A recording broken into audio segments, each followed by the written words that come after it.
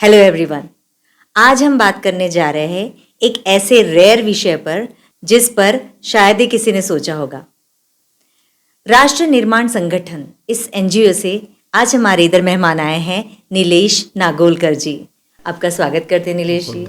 Sir, आप अपने संगठन की तरफ से ऐसे क्या काम कर रहे हैं? हमने सुना है बहुत इस बारे में किसी ने कुछ सोचा नहीं है कभी। जी, हमारा राष्ट्र निर्माण संगठन जो है एक सामाजिक संगठन है। संगठन के माध्यम से हम सामाजिक, कृषि, आरोग्य, पर्यावरण, विधि विनय ऐसे अनेक विषयों पर काम करते हैं। पर स्पेशली मैंने एक सामाजिक विषय चुना है, पुलिस विषय, पुलिस डिपार्टमेंट। क्योंकि एक पुलिस डिपार्टमेंट का जो विषय है, ये पुलिस डिपार्टमेंट अनुशासन और शिस्तप्रिय डिपार्टमेंट है और इनकी मांगों को लेकर ये कहीं पे पर जा नहीं सकते, किसी की डिमांड कर नहीं सकते और इनकी मांगों को लेकर कोई भी इनके समस्याओं पर ध्यान देने के लिए तैयार नहीं है। इसलिए राष्ट्र निर्माण संगठन द्वारा मैं नीलेश नागोलकर सचिव हूँ और इस संगठन के अंतर्गत हमने एक समिति बनाई है, महाराष्ट्र पुलिस परिवार और पुलिस मित्र न्याय संघर्ष समिति। इसके द्वारा पिछले 12 वर्षों से मैं पुलिस के समस्याओं के विषय पर निरंतर कार्य कर रहा हूँ। एक्चुअली मैं भी सरप्राइज हुई जैसे आपने बोला कि पुलिस डिपार्टमेंट, तो हम मुश्किल में पड़ जाते तो हम जनरली जाते हैं पुलिस की तरफ। और yes of course police department मतलब हमने कभी सोचा नहीं इस विषय में, और आप सभी इस विषय पर काम कर रहे हैं। सर, एग्जैक्टली क्या करते हैं आप? जी, होता क्या है कि आम आदमी की जो समस्या होती है या जो भी तकलीफ़ें होती है या समाज में जो कुछ भी गलत होता है, उसके ऊपर पुलिस डिपार्टमेंट कायदा और सुरक्षा के हिसाब से काम करती है।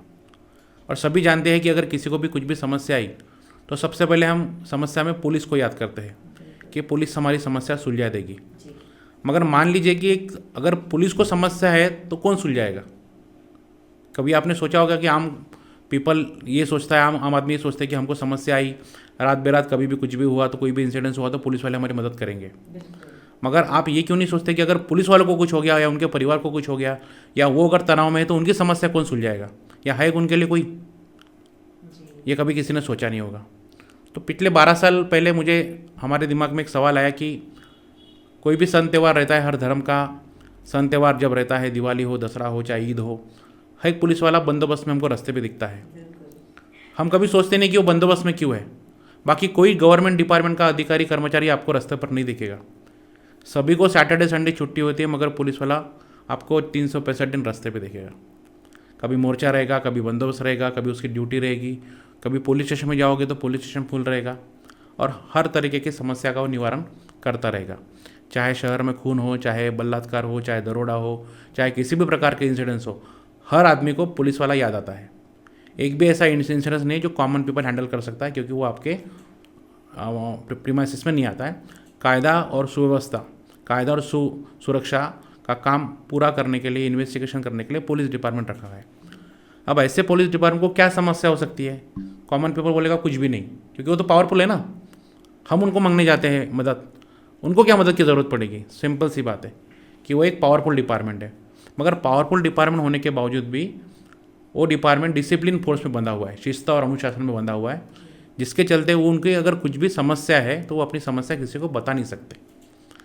आज महाराष्ट्र के गृहमंत्री है, उनके पुलिस डिपार्टमेंट के पालक है, मगर पालक रहते हुए भी निचले तमगे से लेके तो ऊपर अधिकारी वर्ग तक वो ऐसे पर्सनली किसी पे ध्यान नहीं दे पाते या उनके प्रश्नों पर वो काम नहीं कर पाते। क्यों? क्योंकि उनका एडमिनिस्ट्रेशन लेवल का काम होता है, वो अलग लेवल पे काम करते हैं। ऐसे में अगर किसी भी पुलिस वाले को अपने ड्यूटी से रिलेटेड कोई समस्या आई, परिवार से रिलेटेड कोई समस्या आई, तो वो कहाँ जाएगा? ना ही आज के तारीख में उनकी मांगे सुनने वाला कोई नगर सेवक है, कोई आमदार है, कोई मंत्री नहीं है। हमारे पास गृह मंत्री तो है, मगर वो प्रशासनिक लेवल पर काम संभालते हैं। पर्सनल लेवल पे जो भी पुलिस डिपार्टमेंट के विषय जो है वो उनके अख्तियार में आते हैं, मगर सुनने वाला कोई नहीं है, इंटरेस्ट नहीं है। ऐसे में पुलिस वाला अगर तनाव में रहे तो देखिए, हमने पेपर में हम आए दिन पढ़ते हैं कि किसी ना किसी पुलिस वाले ने तनाव में आत्महत्या कर लिया, किसी ना किसी पुलिस वाले ने सुसाइड कर लिया। पुलिस वालों की ड्यूटी का कोई समय ना होने की वजह से खाने का समय नहीं है, पीने का समय नहीं है। ऐसे में उनको ऑन ड्यूटी कई प्रकार के व्याधि, कई प्रकार के रोग जड़ जाते हैं। बीपी हो गया, अस्थमा हो गया, डायबिटीज़ हो गया। आप देखिए, ट्रैफिक हवलदार दिन भर बेचारे अपनी ड्यूटी करते रहते हैं। हम अगर घूमने जाए तो मिट्टी दिखेंगे या धूप दिखेंगे तो हम चेहरा ढक लेते हैं, मास्क बांध लेते हैं। पुलिस वाला क्या करेगा? उनको तो ड्यूटी करना है। ऐसे बहुत सारे प्रॉब्लम्स है कि पुलिस वालों को बाकी डिपार्टमेंट की तरह न्याय नहीं मिल पाता है। आज सिंपल से एक बात बता दूँ तो पुलिस डिपार्टमेंट और महसूल डिपार्टमेंट होता है, रेवेन्यू डिपार्टमेंट, वो दोनों का डिपार्टमेंट एक रैंक का है, एक क्लास डिपार्टमेंट है। तहसीलदार और पुलिस निरीक्षक जो होता है, थानेदार होता, उनका एक रैंक है, मगर दोनों के पगार में, दोनों के वेतन श्रेणी में ज़मीन आसमान का डिफरेंस है। अगर दोनों की वेतन श्रेणी एक है तो दोनों के पगार में डिफरेंस क्यों है? दोनों का पगार सेम चाहिए। अगर तहसीलदार का पगार 1.5 लाख रुपये तो सीनियर पीआई का भी पगार 1.5 लाख चाहिए, मगर सीनियर पीआई का पगार 1 लाख रुपये है और तहसीलदार का पगार 1.5 लाख रुपये है। तहसीलदार 8 घंटा ड्यूटी करता है और सीनियर पीआई 12 घंटे ड्यूटी करता है, या पुलिस वाला 12 से 15 घंटे ड्यूटी करता है। इनको लॉ एंड ऑर्डर संभालना है, इसलिए इनके ड्यूटी के कोई आवर्स बंधे हुए नहीं है। बोला जाता है कि इनको 24 आवर 365 दिन तैनात रहना पड़ता है। नहीं, ये बोला जाता है, पर बाय लॉज इनकी 12 घंटे ड्यूटी नहीं है। हाँ। ये मौखिक दिया जाता है, ओरली ऑर्डर है। ये ओरली ऑर्डर है? हाँ, अच्छा, और वो मानते हैं सभी? मानना पड़ता है ना, क्योंकि अनुशासन डिपार्टमेंट है, कुछ बोल ही नहीं पाते, ऑर्डर फॉलो करना पड़ता है। ये ऑर्डर फॉलो करने वाला डिपार्टमेंट है, क्वेरीज करने वाला डिपार्टमेंट नहीं है।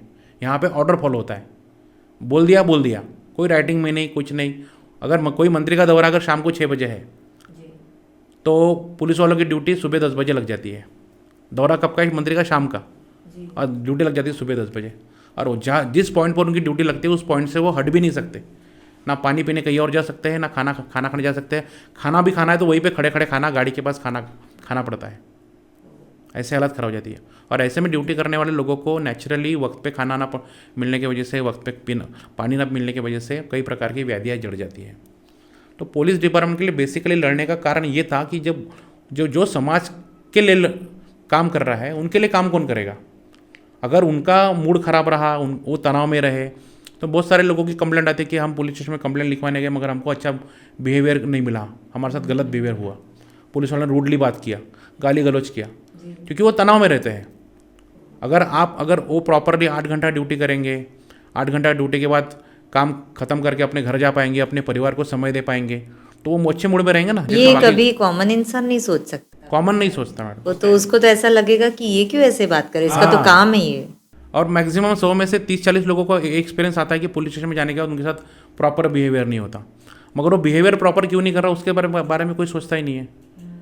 अब हम भी अगर घर में 12 घंटे काम करके आएंगे, हम भी तनाव में रहते थोड़ा सा मिसेज भी तुरंत पूछने अगर जाएगी तो बोलते कि थोड़ा सा रुक जा यार, थोड़ा सा बैठने दे, पानी पीने दे, फिर बताता हूँ क्या हुआ, तो है ना। तो बहुत से पुलिस परिवार की तो समस्या ऐसी है कि बच्चे छोटे से बड़े कब हो जाते हैं, कौन से स्कूल में जाते हैं, ये तक उनको पता नहीं रहता। हाँ, पत्नियाँ कई बार बोलती है शादी को जाना है, कोई फैमिली में किसी की डेथ हो गई वहाँ जाना है, किसी कार्यक्रम में जाना है, तो पुलिस वाले जा नहीं पाते क्योंकि ड्यूटी लगी है। और यहाँ जब ड्यूटी लगती है तो उनका इमरजेंसी शेड्यूल होता है, तो उनको छुट्टी मांगने पर भी छुट्टी नहीं मिलती है, छुट्टी के लिए तरस जाते हैं। तो ऐसे बहुत सारे नंबर ऑफ इश्यूज़ है कि पुलिस वालों को 8 घंटा ड्यूटी मिलना चाहिए। बाकी जैसे जितने भी गवर्नमेंट डिपार्टमेंट है वो 8 घंटा ड्यूटी करते हैं। सैटरडे संडे अभी गवर्नमेंट ने सैटरडे से छुट्टी दे दिया, यानी 5 डेज वीक हो गया अभी। पुलिस डिपार्टमेंट छोड़ के जितने भी गवर्नमेंट डिपार्टमेंट्स है सभी डिपार्टमेंट को 5 डेज वीक हो गया, यानी सिर्फ हफ्ते के 5 दिन काम करेंगे, सैटरडे संडे छुट्टी। मगर पुलिस डिपार्टमेंट ऐसा डिपार्टमेंट जो 7 दिन काम करता है, उनको छुट्टी नहीं है। इमरजेंसी छुट्टी मांग लिया तो बहुत सारे रीज़न देने पड़ते हैं। हाँ, इमरजेंसी छुट्टी नहीं मिलती है। ऐसे में कई पुलिस वाले तनाव में आ जाते हैं, पारिवारिक मतभेद हो जाते हैं कई लोगों के, क्योंकि परिवार को समय नहीं दे पाते। बच्चे छोटे से बड़े कब हो जाते हैं, कौन से स्कूल में जाते हैं, ये तक उनको नहीं पता है। जब घर से निकलते हैं ड्यूटी के लिए तो बच्चे स्कूल चले जाते हैं, और जब आते हैं तो बच्चे सो जाते हैं। सुबह 10 से लेकर रात को 10 बजे तक, रात को 10 से सुबह 10 बजे तक, तो बजाय बच्चों का मिलन कब होगा। तो बहुत सारे ट्रेस भरी ज़िंदगी में ये लोग अपनी ज़िंदगी गुजारते हैं। आपसे जब बात करें तो पता चल रहा है इसका कितना गंभीरता है ना। ये विषय बहुत गंभीर है एक्चुअली। बट सर, इसका तो सॉल्यूशन निकाला जा सकता है। जैसे अलग अलग ऑफिसेस में जैसे सिस्टर्स होते हैं, नर्स होते हैं, हॉस्पिटल में काम करते हैं, उनकी शिफ्ट वाइज काम होते हैं। तो एक नर्स आती है, दूसरी नर्स चली जाती है, तो ऐसा कुछ नहीं हो पाता। हाँ, इनका जो मिनिमम शेड्यूल है ये 12 आवर्स का है, 12 घंटे का। ये ऑन पेपर है सर? On paper. सुबह इनकी 10 बजे ड्यूटी लगती है, रात को 10 बजे तक, रात को 10 से लेकर सुबह 10 बजे तक, ऐसे 2 शेड्यूल में ड्यूटीज़ है इनकी। ठीक है। ठीक है। और इंडियन कभी कोई इमरजेंसी आ गई, कोई एक्सीडेंट हो गया, कोई खून हो गया, कोई मर्डर हो गया, कोई बड़ा दरोड़ा पड़ गया, या कोई बहुत बड़ा इंसिडेंस हो गया, तो इनके ड्यूटी के आवर्स अपने आप बढ़ जाते हैं, क्योंकि वो इन्वेस्टिगेशन एजेंसी है। इन्वेस्टिगेशन एजेंसी होने की वजह से काम बीच में छोड़ के जा नहीं सकते। नहीं, वो हैंडओवर तो कर सकते हैं ना। हाँ, मगर मान लीजिए जिस ऑफिसर के समय वो कुछ इंसिडेंस हुआ है, उसी ऑफिसर को निपटाना पड़ता है वो, तो वो अपना काम छोड़ के नहीं जा सकता। फिर वो चाहे 12 घंटे हो, चाहे 16 घंटे हो, चाहे कंटिन्यू 24 आवर्स हो, उसको ड्यूटी बजा कर ही जाना पड़ता है। और जिसका इन्वेस्टिगेशन हाथ में हो, जब तक उसका तबादला नहीं हो जाता, तो इन्वेस्टिगेशन उसके हाथ में रहता है। अब इसमें भी लिमिटेशन नहीं है कि एक ऑफिसर के पास कितनी केसेस आनी चाहिए, या उसने कितनी केसेस हैंड ओवर करना चाहिए, किसने हैंडल करना चाहिए। तो ये ट्रेस बढ़ते जाता है दिन ब दिन, वक्त कम होता है, क्योंकि एक पुलिस वाले को इन्वेस्टिगेशन के साथ साथ कोर्ट में भी जाना है, आरोपी की पेशी भी लेना है, तारीख भी लेना है, कोर्ट को जवाब भी देना है। तो ये नंबर ऑफ काम होते हैं। और यानी कंटिन्यू समस्याओं से जूझने वाला एक इंसान है जो है पुलिस डिपार्टमेंट। आप कभी बैंक में जाओगे तो आपको मिलता है मैडम ब्रेक हुआ है, आप रुक जाइए। हाँ, पुलिस डिपार्टमेंट में जाएंगे तो आपका प्रॉब्लम कोई ना कोई सुन ही लेगा। और नंबर ऑफ इश्यूज होने की वजह से कभी कभी किसी को वेटिंग करना पड़ता है। तो ऐसे ट्रेसफुल डिपार्टमेंट को मैं ट्रेस मुक्त करना चाहता हूँ।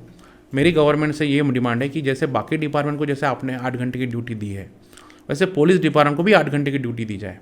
उसके लिए आपको मैन पावर भरना पड़ेगा जी, है ना। बिल्कुल। आज हमारे महाराष्ट्र की लोक संख्या नियर बाय 11.5 करोड़ है।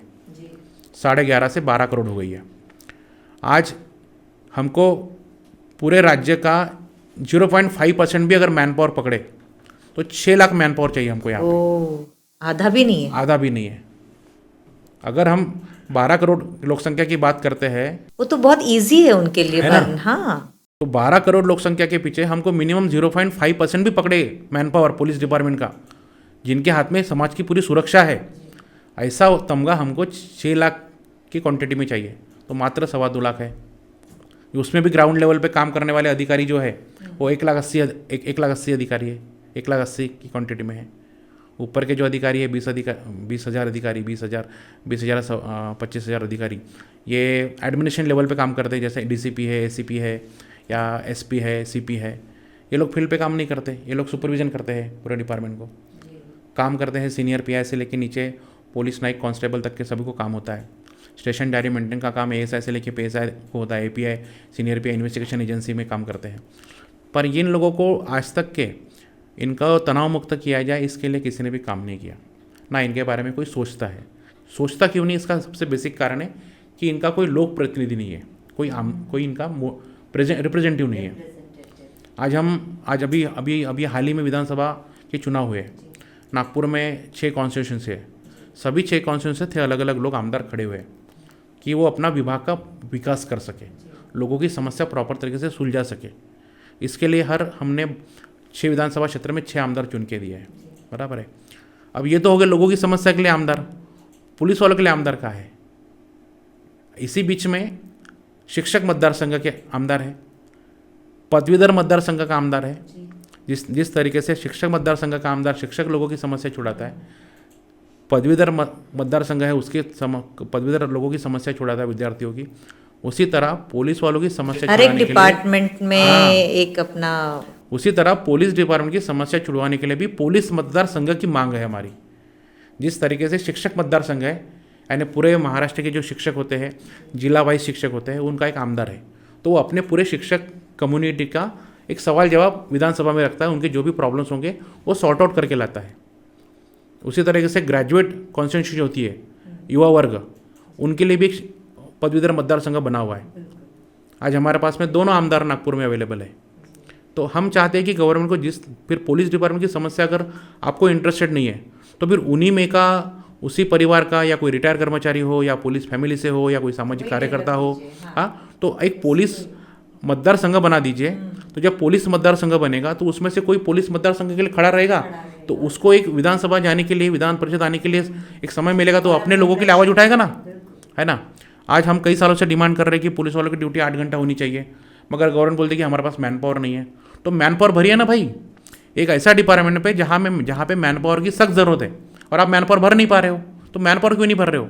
आज लास्ट टाइम जब पुलिस सिपाही सबसे निचला पद होता है पुलिस सिपाही, उसके लिए जगह निकली थी, तो डॉक्टर, इंजीनियर, LLB तक लोगों ने फॉर्म भरे। क्या बात है? बताइए क्राइटेरिया क्या था? 10th पास और 12th पास, मगर PhD होल्डर ने तक फॉर्म भरे। बताइए, ये पोजीशन है। आज कहीं मर्डर हो जाता है तो फॉरेंसिक टीम लगती है। हमारे पास आज एक्सपर्टीज फॉरेंसिक टीम की कमी है। हालांकि नागपुर विद्यापीठ से या पूरे यूनिवर्सिटी से पास हुए महाराष्ट्र में कई विद्यार्थी ऐसे जो फॉरेंसिक एक्सपर्ट्स हैं, मगर उनकी भी जगह नहीं भरी जा रही है। आज देखिए किस प्रकार से साइबर फ्रॉड बढ़े हुए हैं। आज हमारे पुलिस डिपार्टमेंट का सर, जिस तरीके से अनएम्प्लॉयमेंट बढ़ा है, हाँ। जरूरत है, लोग है अवेलेबल, हाँ।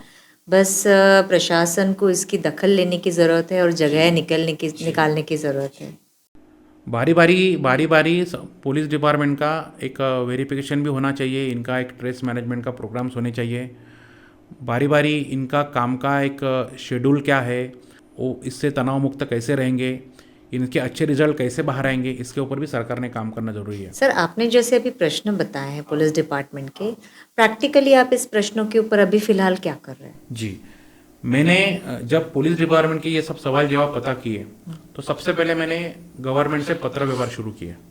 अच्छा हमारे विधानसभा क्षेत्र के आमदार थे माननीय देवेंद्र फडणवीस साहब, जी। उनसे भी पत्र व्यवहार शुरू किए और वो पुलिस वालों के फेवर में काम करते थे।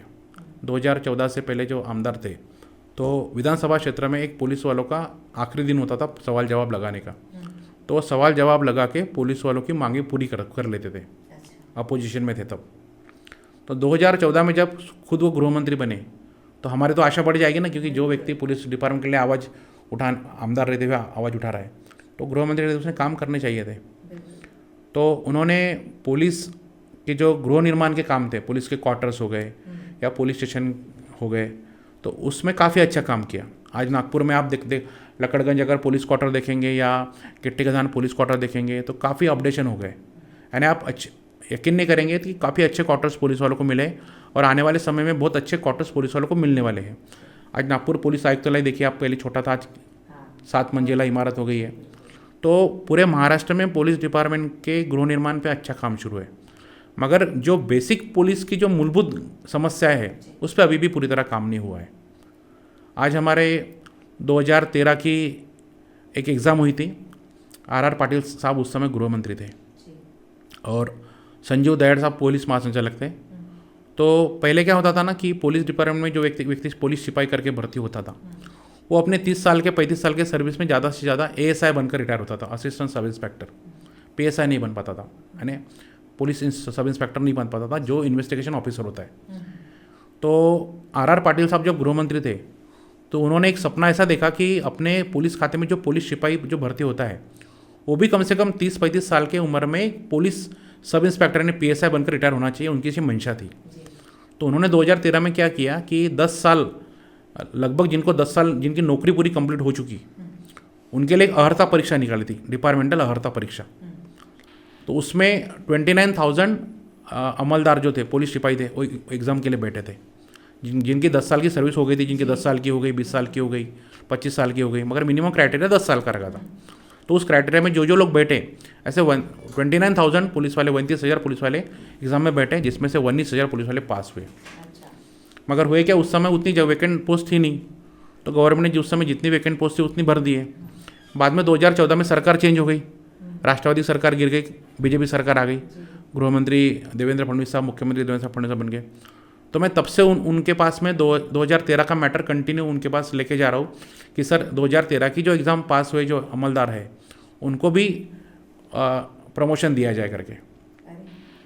पर बड़ी दुख की बात है कि वो राष्ट्रवादी कांग्रेस का विषय था, RR पाटिल का सबका विषय था, ये BJP के नेता ठहरे। तो कहीं ना कहीं राजनीति रंजिश के चलते उन्होंने अपने कार्यकाल में 2013 के अमलदारों को न्याय नहीं दिया, PSI नहीं बनाया।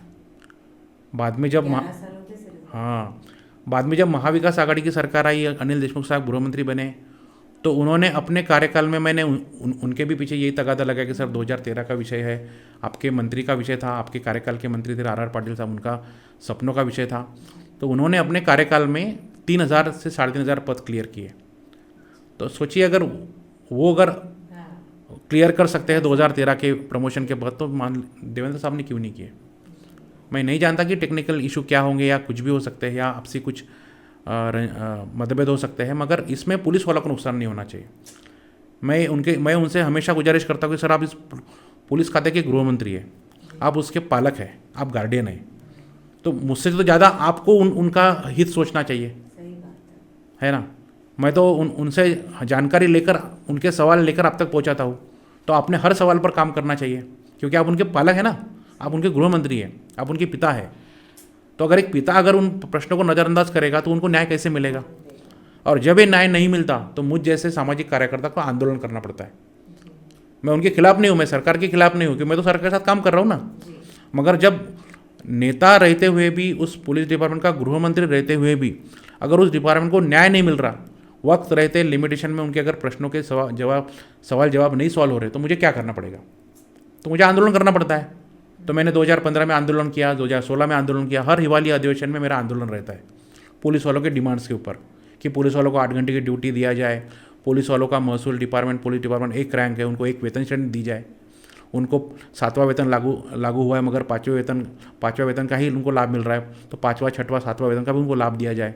उनके जो बच्चे होते हैं उनको अनुकंपा तत्व पे लाभ दिया जाए, 15% आरक्षण दिया जाए। सेवा अभी, और जो नौकरी जब करते हैं लोग, तो ये आफ्टर 58 बार रिटायर हो जाते हैं, तो 58 तक इनको महाराष्ट्र पुलिस कुटुंब कल्याण योजना, जो आरोग्य सुविधा होती है, हेल्थ इशू जो अगर उनको कुछ भी हो गए तो इनको आरोग्य सुविधा मिलती है, महाराष्ट्र पुलिस कुटुंब कल्याण योजना। इसके तहत इनको आरोग्य सुविधा मुफ्त मिलती है। सरकारी दवाखाने भी लागू है और मैक्सिमम प्राइवेट दवाखाने भी इनको लागू है। और मैक्सिमम 200 के ऊपर के किसी भी प्रकार के रोग है उनके ऊपर उनको सबसे ट्रीटमेंट मिल जाती है। अब होता क्या है कि आफ्टर 58 के बाद जो वो लोग रिटायर होते हैं तो उनकी वो सुविधा बंद कर दी गई। अब सही मायने में रिटायरमेंट के बाद ही तो उनको प्रॉब्लम शुरू होने वाले हैं, है ना। वो कोई बता के थोड़ी ना आते हैं। जब वो अपने कार्यकाल में कार्य करते रहते हैं, अनेक प्रकार के मोर्चे होते हैं, बंदोबस्त होते हैं, तपास होता है, अनेक प्रकार के कार्य होते हैं, तो उनको बीपी, अस्थमा, डायबिटीज़ या नंबर ऑफ इश्यूज तभी हो जाते हैं। और 58 के बाद जैसे वो रिटायर होते हैं उनकी वो महाराष्ट्र आरोग्य सुविधा बंद हो जाती है। तो अब क्या वो अपने जेब में आया हुआ पैसा लगाएंगे? ये पहले से है सर। हाँ, तो इस साल जो मेरा मोर्चा हुआ है 20 दिसंबर 2024 को, इसमें मैंने महाराष्ट्र के 36 जिलों से सेवानिवृत्त पुलिस कर्मचारी अधिकारियों को शामिल किया था, क्योंकि उनका बेसिक प्रॉब्लम है। अगर भैया हम 58 के बाद रिटायर हो गए, हमको हमारे मेहनत का जो भी पैसा मिला उसमें हम घर बनाएंगे, बच्चों का एजुकेशन करेंगे, बच्चों की शादियाँ करेंगे, कि अगर हम बीमार हुए तो उस पर पैसा लगाएंगे? एक तरफ ऑर्डिनेंस फैक्ट्री से जो रिटायर हुआ कर्मचारी है उसको सेंट्रल गवर्नमेंट मरते दम तक उसके और उसकी पत्नी को सुविधा देती है, बैंक वाली सुविधा देते हैं, रेलवे सुविधा देती है, मिलिट्री सुविधा देती है। तो फिर ये भी तो फोर्स है ना, पुलिस भी तो एक फोर्स है, फिर उसकी सुविधा क्यों बंद कर दिया भाई? तो इस साल की हमारी मेन डिमांड थी सेवानिवृत्त पुलिस वालों के लिए कि इनकी जो आरोग्य सुविधा 58 के बाद बंद हो जाती है, ये तुरंत शुरू कर दी जाए, ताकि इनको और इनके पत्नी को मरते दम तक लाभ मिले। वरना इन्होंने अपनी ज़िंदगी तो पूरी पानी की तरह न्यौछावर कर दी है, इनके खून का पूरा पानी कर लिया, इनके गन्ने जैसे शरीर को पूरा चूस लिया गवर्नमेंट ने, और अभी वो निकाल के फेंक दिया। तो क्या अपने पास का पैसा लगाएंगे? तो हमारी गवर्नमेंट को ये विनंती है कि भैया इस तरीके से उनका खिलवाड़ ना किया जाए। आज जिन्होंने अपने आप को 24 आवर्स आपकी सेवा में खड़ा रखा, अपने परिवार को नज़रअंदाज कर दिया, बच्चे कब बड़े हुए पता नहीं चला, पत्नी को पूरा वक्त नहीं दे पाए, परिवार को पूरा वक्त नहीं दे पाए, चाहे शासन किसी का भी हो हमेशा उसके लिए ईमानदार रहे। हाँ, आप विधानसभा सत्र जब नागपुर में लगता है तो पुलिस वालों का बंदोबस्त लगता है, किसके भरोसे आप लेते हो विधानसभा? आप मुंबई में विधानसभा सत्र लगता है, सुरक्षा पूरी पुलिस के हाथ। कौन करता है सुरक्षा? आम पीपल्स को कोरोना काल में किसने संभाला? पुलिस वालों ने ढाल किया ना छाती की। कोई था क्या कॉमन पीपल? एक सफाई कर्मचारी मनपा का, एक मनपा के डॉक्टर, एक डॉक्टर को पकड़ लिया जाए, पुलिस को लोग पकड़ लिया जाए, तो था कौन मैदान में? कॉमन पीपल तो घर पे था। तो कॉमन पीपल को घर से बाहर ना निकले, उसकी सुरक्षा बनी रहे, कायदा सुव्यवस्था बनी रहे, तो कोई किसने संभाला? ऐसे पुलिस वालों को अगर तुम नज़रअंदाज करोगे, काम होने के बाद उसको दूध में मक्के की तरह निकाल के फेंक दोगे, तो वो कैसे जिएंगे बताइए? सर 2012 से आपने जो प्रश्न उठाए हैं अभी तक के, जो आपने अभी बताए यहाँ पे, इसके कौन से प्रश्नों पर अपने कुछ ठोस काम हो रहा है क्या? अभी 2012 से लगातार मैं सरकार को जो प्रश्न प्रोवाइड कर रहा हूँ, उसमें से हमारी जो मेन डिमांड है वो है कि पुलिस वालों को 8 घंटे की ड्यूटी मिलनी चाहिए, मगर वो प्रश्न अभी भी पेंडिंग है। बाद में दूसरा प्रश्न पेंडिंग है कि पुलिस वालों को महसूल कर्मचारियों की तरह या आंध्र तेलंगाना जो राज्य है वहाँ के पुलिस वालों के पगार बहुत ज़्यादा है। हालांकि वो पीछे से बने हुए राज्य है आंध्र तेलंगाना, तो उनकी श्रेणी की तरह पगार दिया जाए। एक तो महसूल श्रेणी की तरह पगार दीजिए या आंध्र तेलंगाना की धरती पर पगार दीजिए। तो ये प्रस्ताव गवर्नमेंट की तरफ ये 2016 स्टेट से गवर्नमेंट करता है ना स्टेट उनका। गवर्नमेंट, हाँ। जी। तो ये प्रस्ताव गवर्नमेंट की तरफ 2016 से पेंडिंग है। उसका शासन का पत्र हमारी तरफ प्राप्त है कि ये विचाराधीन है शासन के और इस पर हम विचार करेंगे। मगर कब से? 2016 से अब तक शासन ने कोई विचार नहीं किया। बीच में एक बख्शी समिति ने एक रिपोर्ट भी आया बख्शी समिति का वेतनवाड़ में, तो सभी डिपार्टमेंट का वेतन बढ़ा, मगर उसमें पुलिस डिपार्टमेंट का कोई सोचा नहीं। उसके ऊपर भी सवाल जवाब उठाया। बाद में PSI से लेके तो DYSP, PSI, API, senior PI और DYSP, ACP, इन लेवल के अधिकारियों को 4 साल में एक बार उनका गणवेश भत्ता मिलता था। जो उनका गणवेश होता है खाकी, कैप, टोपी, बूट्स वगैरह सभी, तो उनको 4 साल में एक बार 5,000 रुपये गणवेश भत्ता मिलता था। तो वो सरकार ने मुद्दा हमारा सॉल्व कर दिया। 1 जनवरी 2013 से हर साल 6,000 रुपये उनको मिलना शुरू हो गया। बाद में पुलिस नाइक से लेके तो ASI लेवल के अमलदारों को 2,000 रुपये 167 रुपये मिलता था, तो उनको भी 5,167 रुपये मिलना शुरू हो गया है। बाद में उनको 12 साप्ताहिक छुट्टी मिलती थी, वो अभी उनकी 20 हो गई है। तो ऐसे छोटे छोटे कुछ विषयों पर काम सरकार ने किया है, मगर अभी भी जो उनको जटिल समस्या वाली जो कुछ विषय है वो सरकार ने ध्यान देना बहुत ज़रूरी है। जिसमें 8 घंटा की ड्यूटी अगर उनको हो जाती है तो परिवार रिलैक्स हो जाएगा। खुद पुलिस वाला रिलैक्स हो जाएगा तो अपने परिवार को वक्त दे पाएगा, बच्चों को वक्त दे पाएगा, फैमिली को वक्त दे पाएगा, फैमिली के फंक्शन को जा पाएगा, जिससे परिवार सुखी हो जाएगा। क्योंकि आखिरी इंसान काम किस लिए करता है? परिवार के लिए काम करता है ना। पैसा कमाता है तो किस लिए कमाता है? अगर आज पैसा तो कमा रहा है मगर परिवार की तरफ ध्यान नहीं दे पा रहा है, तो कहीं ना कहीं उस फैमिली मैटर्स डिस्प्यूट हो रहे हैं। कहीं ना कहीं पुलिस काम के तनाव में है, टेंशन में है, तो कहीं ना कहीं आत्महत्या बढ़ गई है, अपघात बढ़ गए हैं। क्योंकि नींद पूरी नहीं हो पाती है, 12-12, 15-15 घंटे काम होने की वजह से, और कंटिन्यू 6 घंटा 6 दिन 7 दिन ड्यूटी होने की वजह से पुलिस वाले स्ट्रेस में रहते हैं। दिमाग काम नहीं करता था, ऐसे में कई पुलिस वालों के एक्सीडेंट हो जाते हैं, कई पुलिस वाले तनाव में आकर आत्महत्या कर लेते हैं। बीमारियां भी अलग अलग हो सकती है। पुलिस डिपार्टमेंट में सबसे ज़्यादा हार्ट अटैक आने का प्रमाण ज़्यादा है, ब्रेन हेमरेज आने का प्रमाण ज़्यादा है, मगर सरकार इस पर ध्यान नहीं दे पा रही है। सिर्फ उनको काम। और ये इसलिए होता है कि वरिष्ठ लेवल पे जो हमारे IPS अधिकारी होते हैं उनकी यूनियन बनी हुई है। वो केंद्र से चुन के आते हैं ना, UPSC से, तो उनकी यूनियन बनी हुई है और नीचे के लोगों की यूनियन नहीं है। तो यूनियन नहीं होने की वजह से तो उनको तो भैया जो हमारा ऑर्डर रहेगा वो फॉलोअप करना पड़ेगा। डिसिप्लिन फोर्स है तो बोल नहीं सकते, कुछ कर नहीं सकते। जो ऑर्डर फॉलो दिया है वो ऑर्डर फॉलो करना पड़ेगा। तो हम यही चाहते हैं कि पुलिस डिपार्टमेंट का ग्राउंड लेवल का जो भी आदमी है या जो भी ऑफिसर है, तपास अधिकारी है, उन सबको राहत मिलनी चाहिए। गृह मंत्री अगर महाराष्ट्र के हैं तो पुलिस डिपार्टमेंट का उनके हाथों से कैसा भला हो सकता है वो उन्होंने सोचना चाहिए। अगर वो पुलिस डिपार्टमेंट के व्यक्ति है तो वो भला कर सकते हैं। तो फुल टाइम 24 आवर्स आप पुलिस डिपार्टमेंट के बारे में सोचिए, उनको कैसे रिलीफ आप दे सकते हैं, इनका वेलफेयर फंड इनके कैसे काम में लाया जा सकता है, इनके बच्चों को कैसे राहत दी जा सकती है। बहुत से पुलिस वालों के बच्चे पिताजी का ध्यान नहीं होने की वजह से बिगड़ जाते हैं, घर में सुनते नहीं हैं, और पुलिस वाले परेशान रहते हैं कि हमारे बच्चों का क्या होगा, हमारे बच्चों का क्या फ्यूचर होगा। तो कई पुलिस वालों की डिमांड है कि भैया जब हम ड्यूटी पे रहते हैं तभी हमारे बच्चों को पुलिस भर्ती निकाल के ले लिया जाए, उनको 15% आरक्षण दिया जाए, ताकि हमारे बच्चे पुलिस वाले में लग गए तो हम रिलैक्स होकर सेवानिवृत्त हो सकते हैं। तो ऐसे कई सारे इश्यूज़ है जो सॉर्ट आउट होने बाकी है। अभी गवर्नमेंट अगर ध्यान देगी तो पुलिस वालों के अच्छे दिन भी आ सकते हैं। एक जगह मोदी साहब बोल रहे हैं कि अच्छे दिन आएंगे, अच्छे दिन लाएंगे, तो पुलिस वालों के कब अच्छे दिन आएंगे? ये मेरी माननीय गृह मंत्री साहब से विनंती है। सच में राष्ट्रीय निर्माण संगठन ये NGO बहुत ही अच्छा काम कर रही है, जिसमें नीलेश जी है।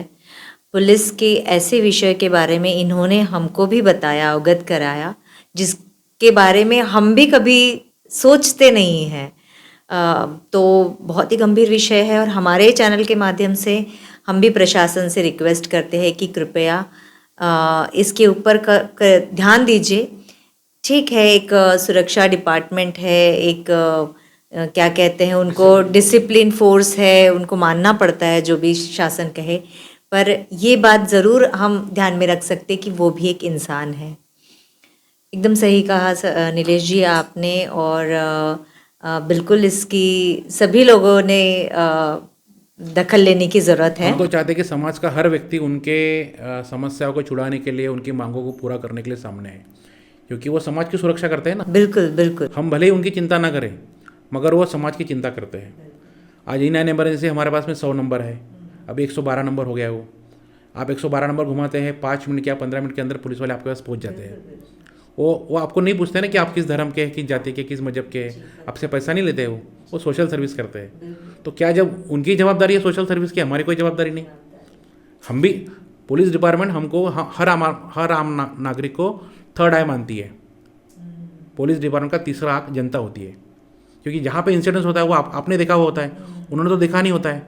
सिर्फ आपको उनको इन्फॉर्म करना होता है कि सर यहाँ इंसिडेंस हुआ है, और आप अगर उनको जानकारी देते हैं तो आरोपी छपड़ने में या जो भी इंसिडेंस हुआ है उसको मदद होती है उनको। तो पुलिस वाले मानते हैं कि यह जनता जो है वो हमारी तीसरी आँख है, और तीसरी आँख है ना, क्योंकि पुलिस वाले हर जगह तो नहीं पहुँच सकते। हमारे आंखों देखे कई बार कई गलत विषय हो जाते हैं, कोई लड़का किसी लड़की को छेड़ के चला जाता है, कोई गले से चेन उतार के निकल जाता है। तो ऐसे में हर आम आदमी का भी कर्तव्य है कि पुलिस वालों को सूचना दे। तो ऐसे में अगर पुलिस वाले 24 आवर्स अगर समाज का सोचते हैं भला, तो समाज का भी तो काम है उनके बारे में सोचने का। हाँ, एक वर्ग ऐसा भी है कि किसी ना किसी वजह से, करप्शन की वजह से पुलिस वालों पे आरोप लगते हैं। तो ऐसा कौन सा डिपार्टमेंट नहीं है जो करप्टेड नहीं है ना? मगर हम ये एक पार्ट छोड़ दिया जाए तो सुरक्षा तो आखिरी उन्हीं के हाथ में ना। हम ऐसा बोल के करप्शन को अच्छा तो नहीं बना सकते। नहीं, हम करप्शन को सपोर्ट नहीं कर रहे। जो पुलिस वाले भ्रष्टाचार करके पुलिस डिपार्टमेंट का नाम खराब करते हैं, वो पुलिस डिपार्टमेंट के रहने के लायक नहीं है। उनको निकाल देना चाहिए पुलिस डिपार्टमेंट से, क्योंकि ये विश्वास वाला डिपार्टमेंट। और कोई भी डिपार्टमेंट हो, सरकार आपको पगार देती है, आपको लोगों का काम करने के लिए पूरा मेहनताना देती है, तो आप करप्शन क्यों करते हो? अगर ऐसा कोई भी करप्टेड व्यक्ति अगर किसी भी डिपार्टमेंट में हो तो उनको खाते से निकाल देना चाहिए। ऐसे लोगों की कोई ज़रूरत नहीं है। अगर गवर्नमेंट पूरा पैसा, पूरा पगार, 7वां वेतन आयोग भी गवर्नमेंट अगर लगाकर अगर एम्प्लॉय को पूरा पगार दे रही है, पूरी वेतन श्रेणी दे रही है, तो उनको करप्शन नहीं करना चाहिए। मगर ऐसे कोई समाज कंटक है कि जो किसी को मानते नहीं है, किसी को सब कुछ चीज़ें भुलाकर करप्शन करते हैं, तो ऐसे लोगों को खाते से निकाल देना चाहिए। ऐसे मैं ऐसा मानता हूँ। चलो, ये तो बहुत बड़ा टॉपिक है कि वो कौन से लेवल से उठता है करप्शन, ये भी बहुत ही बड़ा टॉपिक है, हम इसमें नहीं जाएंगे। बट सर, इसके अलावा जैसे आप पुलिस डिपार्टमेंट के लिए इतना काम कर रहे हैं, साथ ही में बहुत सारे प्रश्न हैं सर, जैसे महिलाओं को लेके, उनकी सुरक्षा के बारे में। सर, आप इसके बारे में कुछ कर रहे हैं काम? जी, महिलाओं के सुरक्षा के बारे में लास्ट टाइम मैंने महिला व बाल कल्याण मंत्री अभी जो हमारे हैं, कुमारी आदित्य तटकरे मैडम, इनको मैंने एक पत्र लिखा था कि आए दिन हमारे समाज में हम देखते हैं कि लड़कियों की छेड़छाड़ बढ़ गई है। आजकल सोशल मीडिया पे लड़कियों के डिफरेंट फ्रैंक्स आते हैं या अलग अलग इश्यूज आते हैं। आज महिला सशक्त हो गई है, आज महिला अबला नहीं रही है। आज पहले क्या ज़माना था कि भैया चूल्हा चौका संभालो, बच्चे संभालो और घर पे रहो, पर है ना, 4 चौखट में रहो। पर आज की महिला अबला नहीं है, आज की महिला सबला हो गई है। उसको हर दालन खुला हुआ है, एजुकेशन के दरवाजे खुले हुए हैं, और आदमी के मुकाबले औरत ने काफ़ी अच्छी छलांग लगा ली है। आज हमारे देश की फर्स्ट आयरन लेडी थी पंतप्रधान इंदिरा गांधी। बाद में हमारी राष्ट्रपति महिला महाराष्ट्र की थी प्रतिभा पाटिल। महिला कल्पना चावला अंतराल में चली गई, सुनीता विलियम्स। आज देखा गया तो महिला किसी क्षेत्र में पीछे नहीं है, फिर भी महिलाओं को समाज में कहीं ना कहीं दुय्यम स्थान दिया जाता है। और दुय्यम स्थान इसलिए होता है कि महिलाओं की केयर होती है। दुय्यम स्थान मिलने के पीछे महिलाओं की केयर होता है कि उसको कुछ होना जाए। उसको हम जेंट्स लोग हैं, जैसे घर की महिलाओं को, घर के बेटियों को एक कांच की तरह मानते हैं। आदमी थोड़ा सा बोल्ड होता है, आदमी अगर सड़क से निकल जाए तो उसको कोई सीटी मार के चिढ़ाता नहीं है, मगर एक लड़की है और एक औरत अगर रास्ते से अकेली जाए तो कोई सीटी मार के चिढ़ा सकता है, क्योंकि लोगों की मानसिकता अलग है।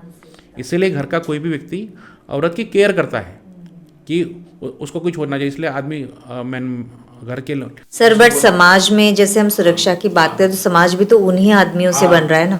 तो देखिए, समाज में दो तरीके के इंसान हैं, और हर इंसान के पीछे एक परिवार भी है। मगर फिर भी समाज में कुछ समाज कंटक ऐसे होते हैं कि जो ये सब चीज़ की लज्जा छोड़ देते हैं। हम चाहते हैं कि लड़की पढ़ाई करे, लड़की सब कुछ करे, उसको जो भी हॉबीज़ है वो पूरी करे। साथ ही में मेरी सभी लड़कियों से, सभी माँ से गुजारिश है कि अपने लड़कियों को सक्षम बनाएं, खाना बनाना सिखाए और डांस क्लास भी सिखाए, सिंगिंग भी सिखाए, पर कराटे सिखाए, ड्राइविंग सिखाए तो कराटे भी सिखाए, सुरक्षा करना सिखाए।